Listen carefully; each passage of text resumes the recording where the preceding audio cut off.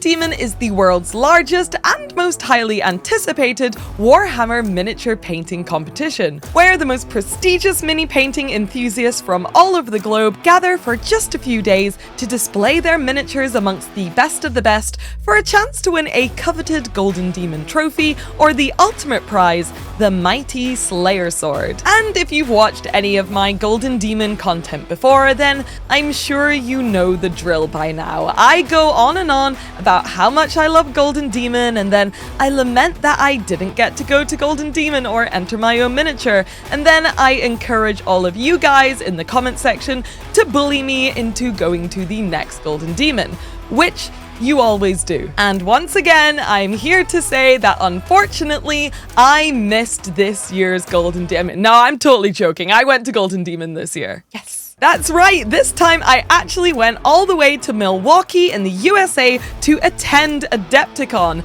and I not only got to take part in Golden Demon and I entered my own miniature for judgment, but I also got to see all of the entries themselves in real life, and I even managed to attend the award ceremony too, so I could see the winners get announced live as well. But on top of all of that, I'm really excited to tell you guys about this particular Golden Demon, because unlike the last, well, as many Golden Demons as I can remember, this one has changed slightly. There's some new categories, some new badges, and most excitingly, a bunch of new names which I don't recognize as much, and some which I definitely do recognize who ended up winning big at this event. So before I make my big trip to Adepticon video and to kind of chill out and decompress after my long adventure to the USA, I thought it would be fun for me to hop on camera and kind of do our usual Golden Demon roundup, show you how my own miniature entry got on, discuss some of the changes at this year's competition, and as always, take a look at some of the best painted and most creatively displayed Warhammer miniatures that I have ever seen in my entire life. Whoosh. Yay. We're back.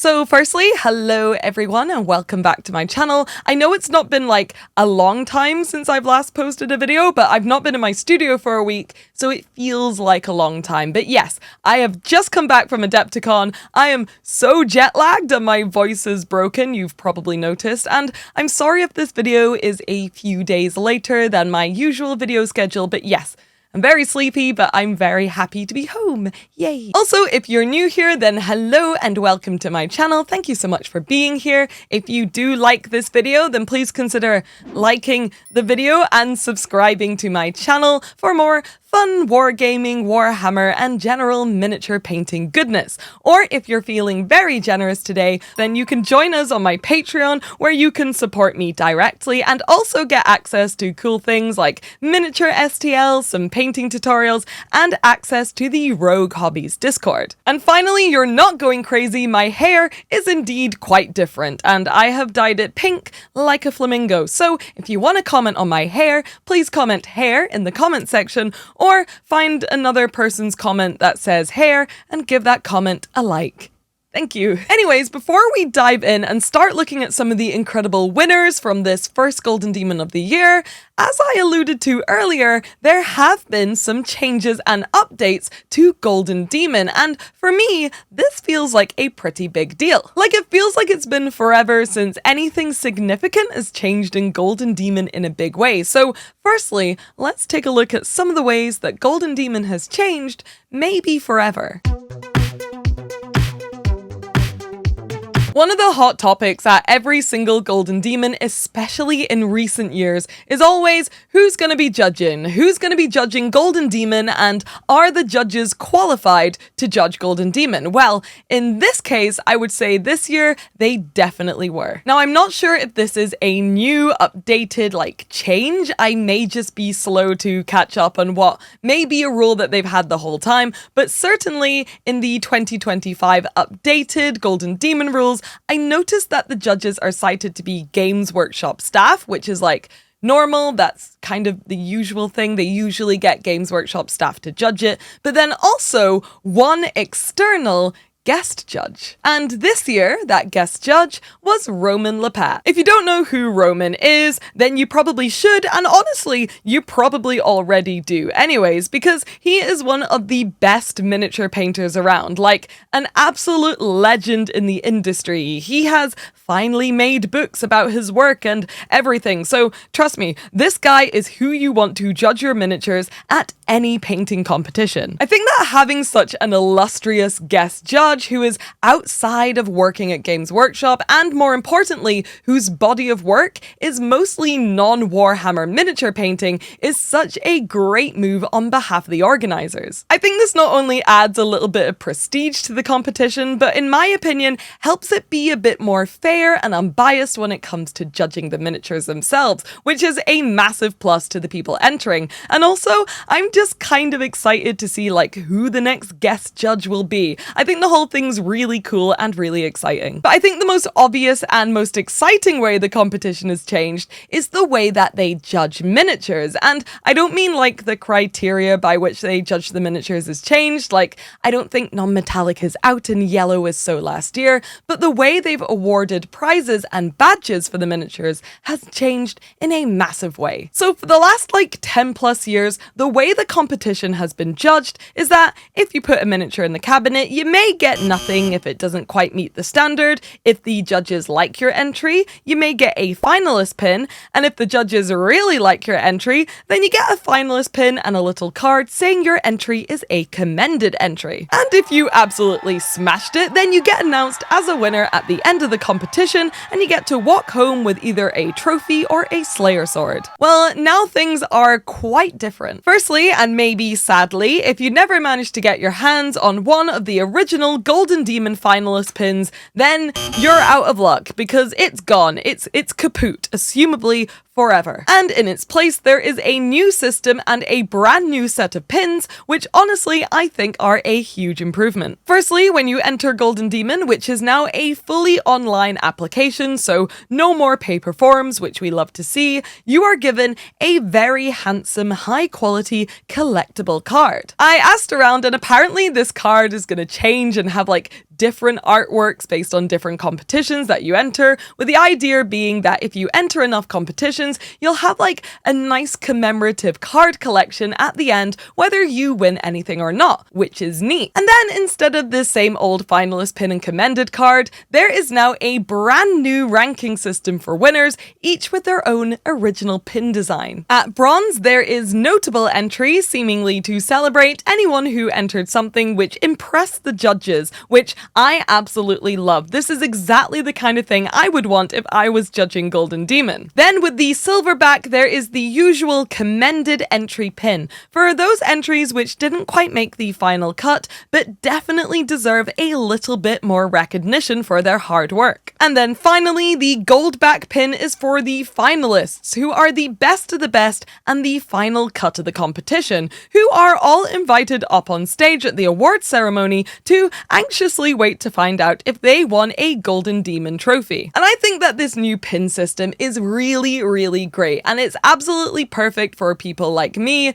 who may be a few years or maybe decades off winning something big like a actual Golden Demon trophy or even the Slayer sword. And I think that this new judging method has just made the whole competition feel like the most accessible it's ever been for your average to good painter, which I know is something that a lot of people felt strongly wasn't the case before. And speaking of pins, I finally did what I said I was gonna do for like the last 3 Golden Demon videos I've made, and I entered one of my own miniatures into the competition. Since I wasn't so keen on the idea of lugging around a huge painted Warhammer piece with me, I decided to just enter something small, so I took little Crayon Eater Titus with me to the USA to be my not so serious Golden Demon entry. And whilst I promise you I didn't expect anything at all from my horrendously ugly little Space Marine, I actually ended up somehow receiving a notable pin, which, as you can see here, I was phenomenally happy about. So I'm definitely going to be upping my game and aiming for that commended or finalist pin next time. I just have to paint something slightly less ugly, I guess. But yeah, let me know what you guys think of these new changes to Golden Demon, and if you like them, or maybe you don't, or if it's generally hopefully encouraging you a little bit more to enter Golden Demon. And speaking of which, let's finally have a little look at some of the incredible painters who won big at this first Golden Demon of 2025. Firstly, let's start as we usually do with the big hitters in the 40k single miniature category, which always seems to be a very popular category. In third place, receiving bronze, was Magnus Makti, with their stunning non-metallic work, this time on a very fitting subject for their style, the new Dante miniature. And as usual, their understanding of metallics and non-metallics, and especially bright shining gold, is just flawless and is definitely on par with some of their previous entries, which I absolutely adore, like this one here. Receiving silver in the category was one of my personal favorites, and a name which should now be very familiar to all of you who watch my Golden Demon roundups regularly, Nicholas Rubens Mortensen. He won with this very sort of understated but incredibly well executed single Sister battle miniature, and like I said, this entry isn't like super wild or out there like some other entries, but just look at the texture all over the leather here and the tiny minuscule scratches on the metallic silver staff. I'm never really surprised to see Mr. Mortensen scoring highly at Golden Demon, and yet I am always delighted and impressed by his work every single time. Gold, however, went to this fantastic orc miniature, which was maybe one of my personal favorite entries in the whole competition for entirely green skin biased reasons, and because it just rocks generally. Thibaut Ram, who painted this piece, is also known for his impressive sculpting and conversion skills, and here you can see that he's kind of toned back the usually busy look of the Games Workshop big mech miniature, so you can really focus on the orc sculpt and of course the insanely good paint job. And also bonus points for this particularly fetching little guy on the base. Isn't he a cutie pie? Oh yes, he is. Next up is one of my favorite categories because I think it has some of the best and most creative miniatures in the whole of Warhammer, and that is of course the Age of Sigmar single miniature category. And coming in hot in third place, I am delighted to say that one of my all-time favorite painters, Katarzyna Górska, received bronze with her absolutely stunning Stormcast miniature. If you're not already following Kaha on Instagram or anywhere else, then I highly recommend that you do, because her work is so unique and has one of my favorite like painterly colorful styles which I've ever seen. But back to the miniature, I absolutely love all of these soft magical pinky purples and blue pastel undertones on this piece, and the way she blends all the colors into each other with this almost ripple effect is just so cool and well executed. So massive congratulations to her. It was so awesome to meet her and congratulate her on her big win as well. In second place with silver was this amazingly blended and well rendered and saturated little Slaanesh Underworlds guy painted by Aaron Clark, which fortunately I wasn't too late to see in person in the cabinets, and I instantly snatched a video of it there because trust me, this piece looks even cooler and somehow more vibrant and perfectly painted in real life. However, the gold winning entry in this category does have a very special place in my heart for perhaps obvious reasons, and it is this very nurgling heavy miniature painted once again by Nicholas Rubens Mortensen. I adore everything about this piece, from the clearly extremely well executed paint job to the goofy little banners at the top, but of course the presence of all of those little nurglings really makes this entry super special for me. And if I was a judge at Golden Demon, this would be 100% the way that you could bribe me with little guys. Obviously. Whilst it's a relatively new category to Golden Demon, I'm finding that the Old World category is starting to become one of my favorites just because of how beautiful all the miniatures tend to be in it. And firstly, I would like to congratulate Mr. Tyler Mengel on his beautiful bronze-winning Tomb King, and Magnus Magti once again for absolutely knocking it out the park with his effortlessly perfect Grombrindle. But I have to say that the winner of gold in this category did completely blow me away. This Chaos Dwarf riding a Lamassu was not only painted but completely sculpted by Raphael Boyan, which only makes the whole thing even more impressive. When When I saw this in the cabinet at Golden Demon, I was absolutely transfixed by just how beautifully blended all of the purples and reds were on the Lamassu, and honestly the sculpt was so good that for a moment I was worried I'd missed out on some kind of huge Chaos Dwarf release from the old world. If you'd like to see more work in progress pictures of the sculpting and painting that went into this piece, then I highly recommend popping over to Raphael's social media pages to check them out, because yeah, I think this was definitely maybe my favorite entry of the entire show. And because it seems like I have a type, and that type is angry little chaos men with big bushy beards, let's have a look at another one of my favorite entries, this time from the Blood Bowl category. This little bruiser won bronze in the Blood Bowl category and was painted by Stephen Field, which is a very fitting name for that category. But yes, this was another one of those miniatures which instantly had me hooked when I saw it in the cabinet, and I just love everything about it, especially this smoke effect. It's so well done, and again, it looks even better in real life. But also, to kind of like tangent for a moment, I love how many straight up goofy or fun or whimsical entries I saw at this year's Golden Demon. I feel like there was much more fun or cute stuff here than I've ever seen in previous years. So maybe this year at Golden Demon, the meta will be cuteness, whimsy, and silly little guys. I hope that's the case. I really do. And speaking of which, and I guess to prove my point entirely, let's have a little look at the silver winning entry from this year's diorama and duel category. This whimsical powerhouse of an entry was made by Craig Zinkiewicz and depicts a delightful little scene of a few plucky goblins using some mushroomy snacks and a big horn to bait out a herd of angry and hungry looking squigs. Of course, as usual for any winning Golden Demon entry, this piece is immaculately painted, but I most of all just adore the goofy storytelling on this diorama. It's just so cute and funny, and I feel like if I was gonna try a little bit harder to enter something into Golden Demon seriously, I would definitely want it to be something like this. Something that tells a little story as well as looks incredible. And how could we possibly not talk about Andy Wardle's amazing gold-winning diorama entry as well? Because look at it, it is so beautiful. I've been really enjoying Andy's most recent Golden Demon entries because they have a kind of quiet, peaceful sort of vibe to them, like with his previous Hunted Deer diorama and now with this beautiful kind of horse girl movie moment. We all know that Andy is one of my favorite painters, and looking at this entry, I think it's pretty obvious why. The painted texture on all of the elements of this diorama are so well pulled off, from the softly painted directional lines on the tree, to the subtle fur on the horse's coat, to the way that he's kind of blended the natural imperfections of the wooden base in with the diorama itself. It's such a wonderful entry, and I definitely think it deserves its gold. But finally, it's time for me to show you the best of the best, the miniature considered to be the greatest at the show, and the winner of the Slayer Sword, which this year went to Borja Calvo Bertrand de Lee and his glorious